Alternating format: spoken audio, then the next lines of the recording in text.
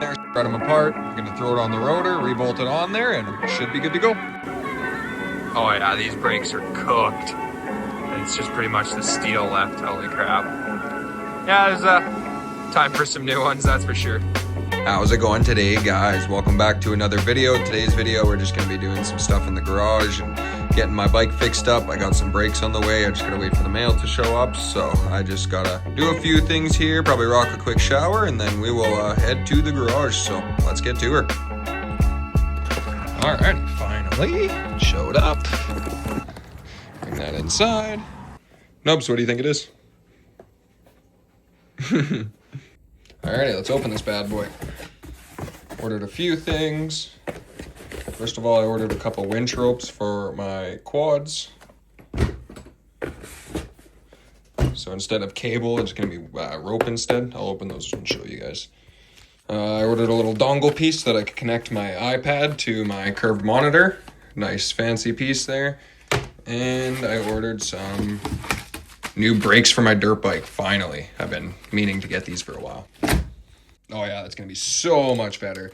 So much lighter in comparison to actual cables. So this is a nice upgrade for your quad if you're looking for an upgrade. This is, and it looks cool. I mean, like, it's an orange quad. It's gonna have a cool clasp on there. It's heavy duty, and like, I only paid $50 for these, so that's not bad at all. So let's get to the garage.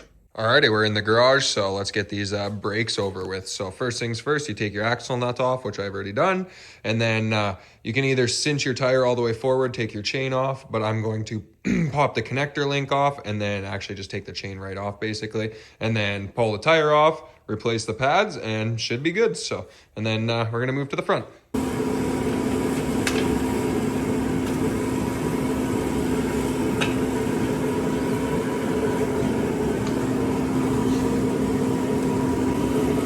Oh yeah, these brakes are cooked. And it's just pretty much the steel left, holy crap. Yeah, there's time for some new ones, that's for sure. Oh yeah, those are what some cooked pads look like. Maybe should have did these a while ago, holy shit. My bad. Learn from me, don't do as I do as I say. Replace these a lot earlier, they're cheap.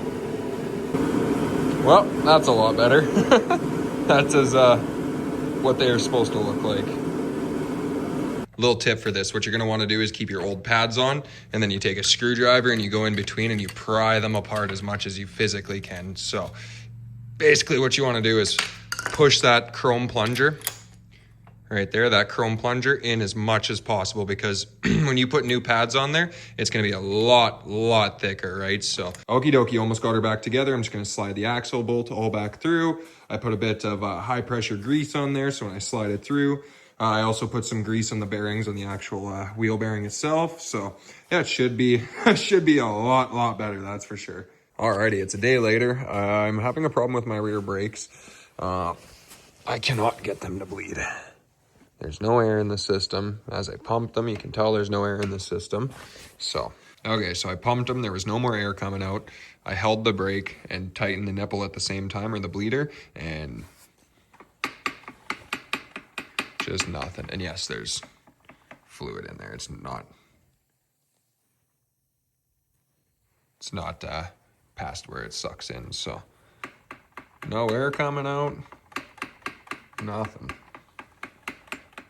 So I think I might try to reorder and buy a new master cylinder.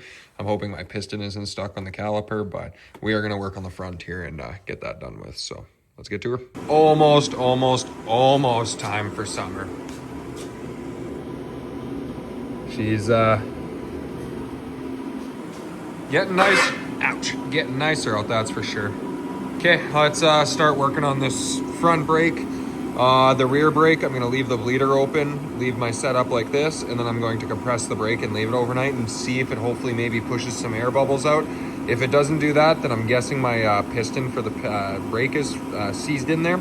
I don't know what would have happened, why that would have happened. I think it just may be something that just happens. So let's start working on the front. Alrighty, I got my brake wired open. Alrighty, I got my brake wired down. I got my bleeder open and this sitting there. So I'm gonna leave this overnight, and I'm really hoping that it pushes any air bubbles that are stuck in the system. I'm really hoping I have a stuck airlock instead of a stuck caliper. really hoping. If not, I'm gonna have to take my brake apart and try to see if I can free up that caliper, maybe do a rebuild on the caliper. I'm not 100% sure. As a stunt rider, I really want to make sure this is all really working good. Alright, you're gonna want to start by taking all your front brake covers and all that jazz off, and your front fork covers and stuff like that, and then pretty much repeat the process, except for this time we are gonna unbolt the caliper and actually pull the caliper off. Make it a lot easier.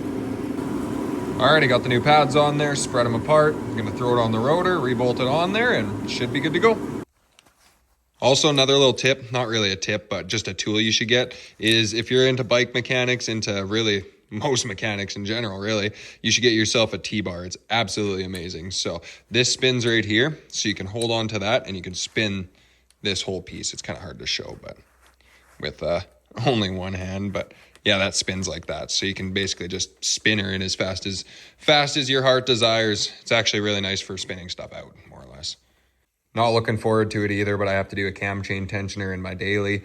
It's sounding pretty bad, so and these older Hondas are so bad for cam chain tensioners. It's unreal. I'm gonna do one in this one. I've done one in that one. I've done a cam chain tensioner in this one. I've done one in my old 450. Like, it was just, old Hondas are so bad for cam chain tensioners. So if you ever have a vibrating kind of grinding noise on D-cell, it is 100% your cam chain tensioner. What I like to do is I actually have this one out just because I was doing a bunch of work on the engine on this one, but I like to get a manual one. They normally have springs in them that set the tension. This one you can manually set it, and as long as you Loctite it, you're good to go. So I like to use a manual one. That's just kind of the best way to go about it. But yeah, it's not going to be fun, but what can you do? It's part of owning these things.